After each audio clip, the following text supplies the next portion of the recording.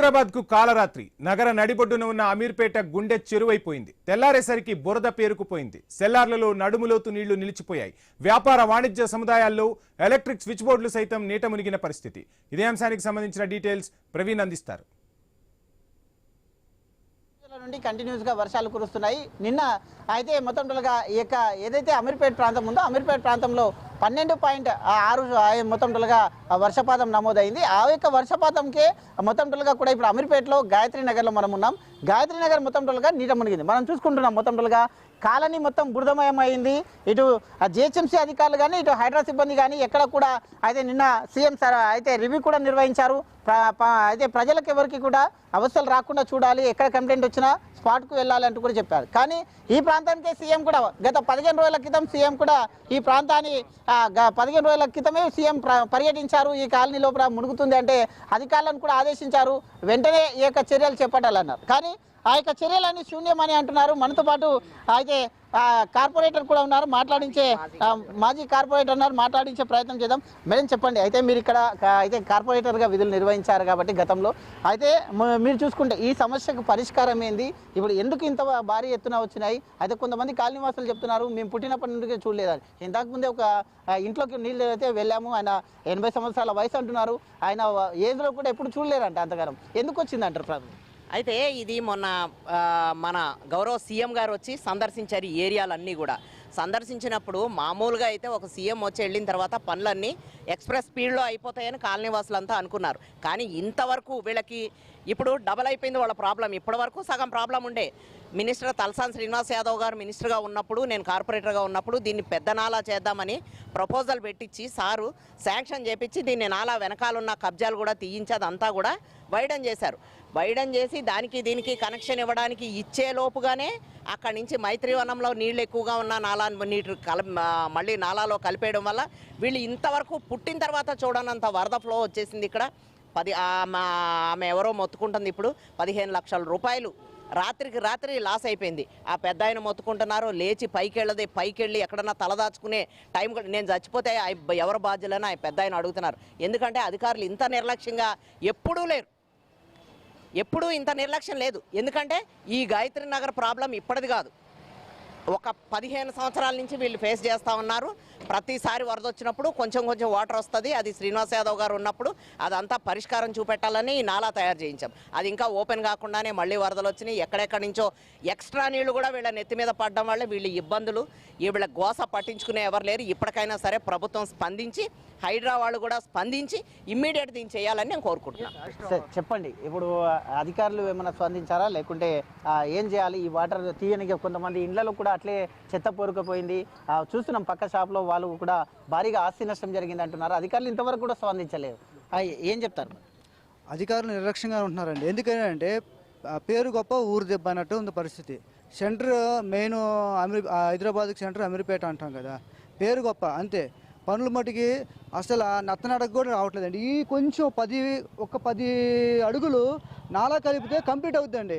ఎన్నిసార్లు జిహెచ్ఎంసీ అధికారి దగ్గరికి, ఎన్నిసార్లు హైడ్రా కమిషనర్ గారి దగ్గరికి, ఎన్నిసార్లు ఈ ట్రాన్స్ఫర్ డిపార్ట్మెంట్ వాళ్ళకి ఎన్నిసార్లు తిరిగామండి. ఒక్కళ్ళైనా సరే అసలు స్పందించలేదండి. పోయింది. మా సమస్య క్లియర్ అయిపోయింది. ఎక్కడ మెయిన్ రోడ్లో మన లాస్ట్ టైము వచ్చిన వరదలకి మెయిన్ రోడ్లో మొత్తం బ్లాక్ అయిపోయింది. ఆ వాటర్ మొత్తం పోయిందని చెప్పేసి వీళ్ళు ఈ లైన్లో కలిపేశారు. ఆ వాటర్ మొత్తం ఈ లైన్లో కలిపించారు. మా సమస్య పోయిందని చెప్పేసి హైడ్రా వాళ్ళు కూడా చేతులు కట్టుకున్నారండి. లాస్ట్ టైం ఇదే వర్షం ఇదే ఫ్లో వస్తే శ్రీనివాస్ అన్న వాళ్ళ మనుషులు పంపించి ఇమీడియట్లీ క్లియర్ చేయించాడండి. ఇంతవరకు అసలు పట్టించుకునే లాగలేదు. అక్కడ చూస్తే అక్కడ అంటే 4-5 ఫీట్లు రోడ్ మునిగిపోయినాయి వాటర్. దాన్ని తీయడానికి సోర్స్ లేదు. అసలు కనీసం కాలనీ వాసులు ఉన్నారా, పోయారా, లేకపోతే ఎలా ఉన్నారనేది సందర్శించిన నాదుడు లేదండి. అయితే హైదరాబాద్ మినిస్టర్ కూడా ఉన్నారు, ఇన్ఛార్జ్ మినిస్టర్ కూడా ఉన్నారు. అయితే దీనిపైన ఖచ్చితంగా స్పందించాలి అంటూ కూడా చెప్తున్నారు. అయితే మేడం గతంలో ఇక్కడ వర్క్ చేశారు. అయితే మేడం ఏంది మేడం ఈ నాలా ఎక్కడి వరకు ఉంది? మీరు ఇక్కడ ట్రాన్స్ఫార్మర్ అడ్డుండే, ఈ ట్రాన్స్ఫార్మరు చాలా సార్లు తలసాని శ్రీనివాస్ యాదవ్ గారు అయితే 10 సార్లు వచ్చారు ఇక్కడికి. 10 సార్లు వచ్చి ఆయన ఈ చొరవ తీసుకొని ఈ ట్రాన్స్ఫార్మర్ షిఫ్టింగ్కి ఆఫీసర్ని పురమాయించి ఆ షిఫ్టింగ్ చేసిన తర్వాత కాంట్రాక్టర్ రావట్లేదని చెప్తున్నారు. అది ఇమ్మీడియట్ వారం లోపు చేసి దీన్ని కలపాలని చెప్పి వెళ్ళిన శ్రీనివాస్ యాదవ్ గారు ఇప్పటి వరకు దాన్ని గోస పట్టించుకున్న నాదుడు లేడు. ఆఫీసర్లు కూడా అట్లానే ఉన్నారు. మన ఈ సిస్టమ్ కూడా ప్రభుత్వం కూడా అట్లానే ఉంది. ఎందుకంటే ఇది కలిపేస్తే వీళ్ళు ఒక్క డ్రాప్ కూడా నీళ్ళు రావని మేము హామీ ఇచ్చి పోయినాం. శ్రీనివాస్ యాదవ్ గారు ఎమ్మెల్యే గారు హామీ ఇచ్చి పోయారు. అది ఆ పని చేయడానికి, ఆ చిన్న పని చేయడానికి కూడా ఇంతవరకు ఏ అధికారి రాలేదు. కనీసం రాత్రి నుంచి మొత్తుకుంటున్నారు వీళ్ళంతా. పొద్దున్నే లేచి ఇక్కడ ఏం జరిగింది, గాయత్రి నగర్లో ఎంత మునిగిపోయిందని చూడడానికి కూడా ఎవరు వచ్చిన పాపాన్ని పోలే ఇప్పటి వరకు. మేము ఒకటి చెప్పండి, ఆ బిల్డింగ్లో కూడా మొత్తం కరెంట్ సప్లై అవుతుంది మెయిన్గా. అయితే అధికారులకు ఏమన్నా మీ నుంచి అధికారులకు ఏమన్నా నేను ఎమ్మెల్యే శ్రీనివాస్ యాదవ్ గారి దగ్గర దృష్టికి తీసుకెళ్తాను. ఆయన దగ్గర నుంచి ఫోన్లు చేయిస్తాను. ఖచ్చితంగా అది ఇమ్మీడియట్ పరిష్కారం అయ్యేలాగా చూస్తాను.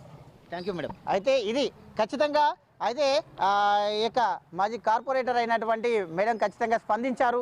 ఆమె ఉదయమే వచ్చి కాలనీలన్నీ కూడా అయితే తిరిగి చూస్తున్నారు. ఆ ఎమ్మెల్యే తలసాని శ్రీనివాస్ యాదవ్కు చెప్పేసి ఆ యొక్క మొత్తం ఈ యొక్క కాలనీ ఏదైతే నీట మునిగిందో అక్కడ కరెంట్ కూడా సప్లై అవుతుంది. అయితే ప్రమాదంలో ఉన్నారు వాళ్ళు. మొత్తం పైనే ఉన్నారు, ఎంప్లాయీస్ కూడా మొత్తం పైనే ఉన్నారు, కిందికి దిగడానికి లేదు, పైనే ఉన్నారు. కాబట్టి ఖచ్చితంగా అధికారులు స్పందించే వరకు వదిలిపెట్టేది లేదు. అధికారులతో ఫోన్లో మాట్లాడిస్తానని చెప్తున్నారు.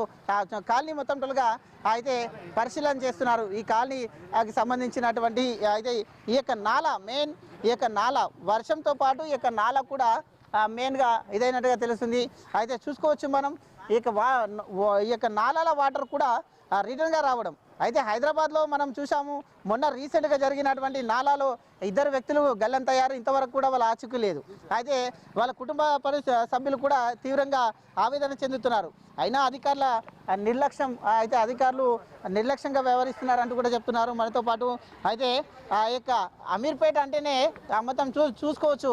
ఈ యొక్క అయితే ఇక్కడ ఉన్నటువంటి మొత్తం చూసుకోవచ్చు సిస్టమ్స్ ఏవైతే ఉన్నాయో ఈ సిస్టమ్స్ అన్నిటి కూడా ఎండకు ఆరబెట్టుకుంటున్నారు. అంతే ఏ విధంగా చూసుకోవచ్చు మొత్తం టోల్గా ఇండ్లలోకి నీళ్లు చేరే దృశ్యాలు. అయితే బట్టలు వేసుకోవడానికి బట్టలు కూడా లేవంటూ కూడా మొత్తం టోల్గా చూసుకోవచ్చు. బట్టలు కూడా మొత్తం వర్షానికి ఇది కావడం వలన మొత్తం టోల్గా చూసుకోవచ్చు. అమీర్పేట అంటేనే ఎప్పుడూ రద్దీగా ఉండేది. అయితే విద్యార్థులతో పాటు కిటకిటలు ఆడుతూ ఉంటుంది అమీర్పేట. ఇక్కడ స్టడీ సెంటర్స్ ఉంటాయి. అంటే ఇంత ఉన్నా కానీ అధికారులు ఇక్కడ స్పందిస్తలేరంటూ కూడా చెప్తున్నారు. మాజీ కార్పొరేటర్ అయితే ఈ యొక్క మొత్తం టోటల్ కూడా అయితే పర్యవేక్షిస్తున్నారు. అయితే ఎమ్మెల్యే తలసాని శ్రీనివాస్ దృష్టికి ఈ యొక్క మొత్తం టోల్గా ఈ యొక్క జరిగిన సంఘటనలను మొత్తం టోల్గా తీసుకొని వెళ్తానంటూ కూడా చెప్తున్నారు. బాధితులతోని ఆమె కంటిన్యూస్గా మాట్లాడి చూడొచ్చు ఈ యొక్క వరద పరిస్థితులను మొత్తం టోల్గా కూడా ఆమె దగ్గరుండి పరిశీలిస్తున్నారు. అంటే ఇక్కడ ఉన్నటువంటి అధికారులకు కానీ నాయకులకు కానీ ఏం పట్టింపు లేదంటూ కూడా చూస్తున్నారు. రోడ్లన్నీ కూడా చూడొచ్చు. ఆమె దగ్గరుండి కూడా ఇది చేస్తున్నారు. తలసాని శ్రీనివాస్ యాదవ్ దృష్టికి తీసుకొని వెళ్ళేసి అధికారులు స్పందించేలా చేస్తామంటూ కూడా చెప్తున్నారు. అయితే ఇక ప్రజల సంక్షేమమే ముఖ్యం అంటూ కూడా ఆమె చెప్తున్నటువంటి దృశ్యాలను మనం చూస్తున్నాం. అయితే రోడ్లు మొత్తం టోల్గా కూడా బాగు చేయాలంటూ అధికారులను ఆదేశిస్తానంటూ కూడా చెప్తున్నటువంటి పరిస్థితులను మనం చూసుకోవచ్చు. అమీర్పేట అంటేనే ఎప్పుడూ రద్దీగా ఉంటుంది. విద్యార్థులతో పాటు 24 గంటలు బిజీగా ఉండేటటువంటి ఇంత పెద్ద అమీర్పేటలో ఇలాంటి దుస్థితి రావడం అయితే మొత్తం బాధాకరం అంటున్నారు. వీడియో జర్నలిస్ట్ నవీన్తో ప్రవీణ్, ఐ న్యూస్.